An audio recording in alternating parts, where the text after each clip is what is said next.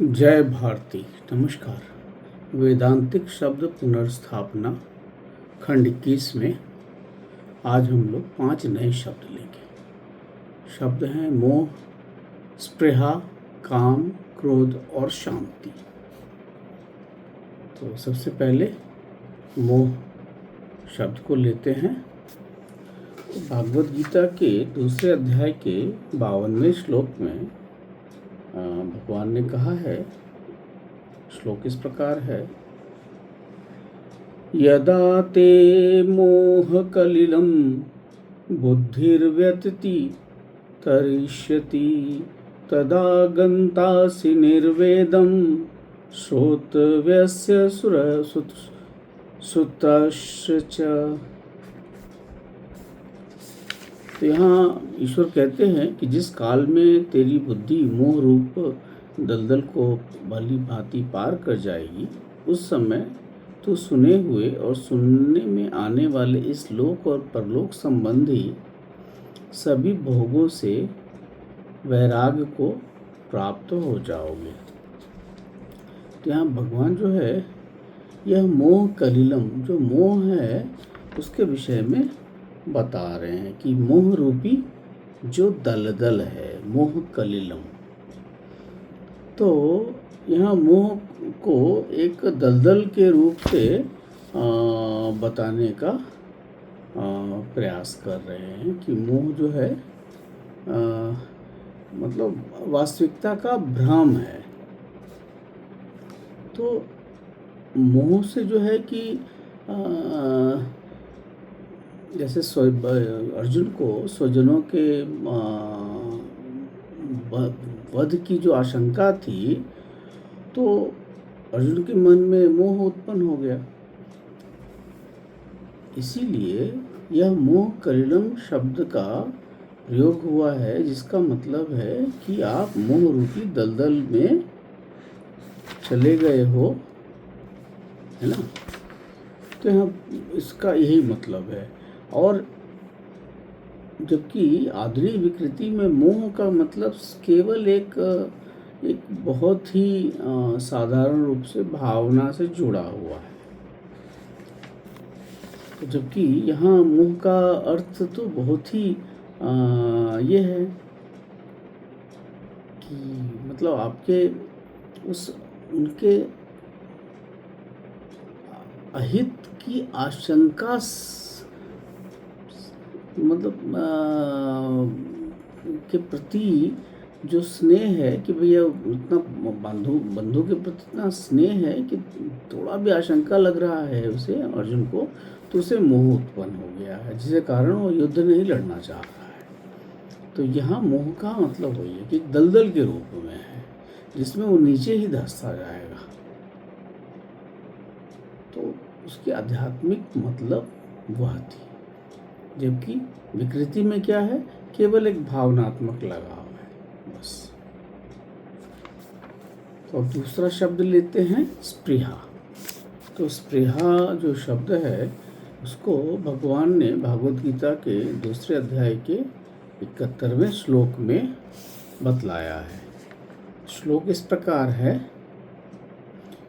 विहाय कामान्य सर्वान् पुमांश्चरति निः स्पृह निर्ममो निरंकारः स शांतिम अधिगच्छति। तो यहाँ कह रहे हैं भगवान कि जो पुरुष संपूर्ण कामनाओं को त्याग कर ममता रहित, अहंकार रहित तो स्पृहा रहित हुआ विचरता है, वही शांति को प्राप्त होता है, और वह अर्थात वह शांति को प्राप्त है। तो यहाँ पे स्पृहा शब्द का उन्होंने प्रयोग किया है, पर साथ में उन्होंने निर्मम का भी प्रयोग किया है और निरअहंकार का भी प्रयोग किया है। तो निरअहंकार का जो अर्थ है, उसका अर्थ है कि यह जो शरीर है, आप अपने देह से जो अभिमान है, जो देहाभिमान बोलेंगे, कि आपको देह के प्रति जो मोह है या अभिमान है उसको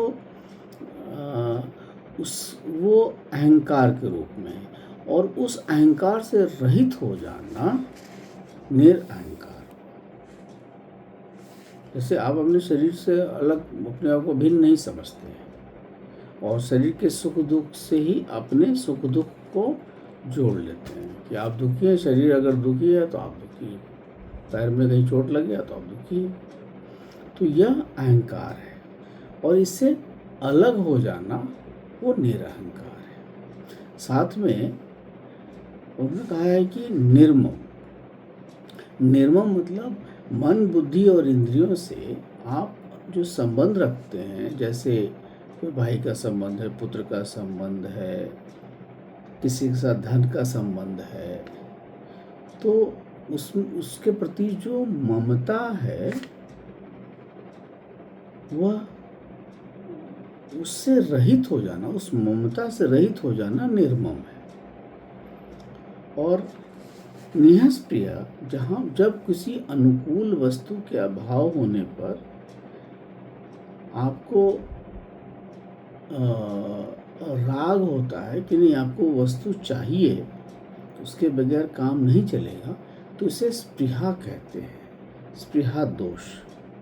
और इस स्पृहा दोष से रहित हो जाना को आप निःस्पृह कहते हैं।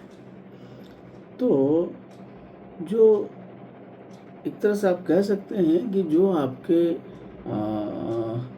आपके सूक्ष्म कामना है वह स्पृहा है, परंतु आधुनिक विकृति में इसको स्पृहा का मतलब केवल महत्वाकांक्षा मान लिया गया है। और तीसरा जो शब्द है काम, तो काम को देखते हैं। तो काम शब्द के लिए भगवान ने 3 अध्याय के 37वें श्लोक में कहा है, श्री भगवान वाच काम एष क्रोधेश रजोगुण समुद्भवा महाशनो महापाप्मा विद्धि एनम यह वैरिणम। भगवान कह रहे हैं कि रजोगुण से उत्पन्न हुआ यह काम ही क्रोध है। यह बहुत खाने वाला अर्थात भोगों से कभी नहीं अघाने वाला है और बड़ा पापी है। इसको ही तू विश्व में बैरी जान। तो यहाँ पे जो काम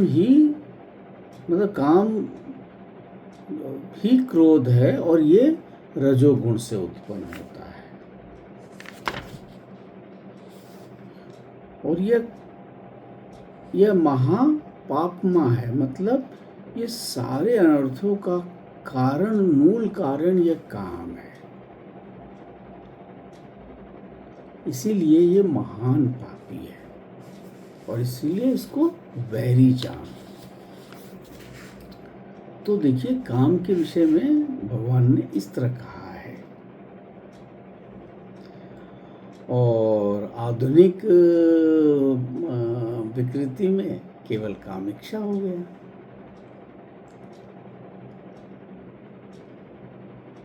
तो मतलब आप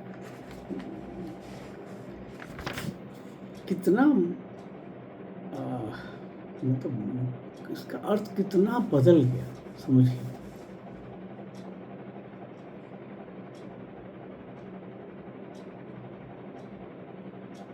क्योंकि काम है महाआश्रम, तो बहुत खाने वाला है, ये कभी तृप्त नहीं होगा। कोई चीज़ चाहिए, राग हुआ, फिर और राग हुआ, और राग हुआ, और राग हुआ, और नहीं मिला तो क्रोध हो गया। और साधारण में इसको क्या कह दिया गया है? कामेक्षा, साधारण। जबकि गीता में क्या है? बहुत तीव्र इच्छा है और बहुत खाने वाला है, मतलब इसका पेट कभी नहीं भरेगा।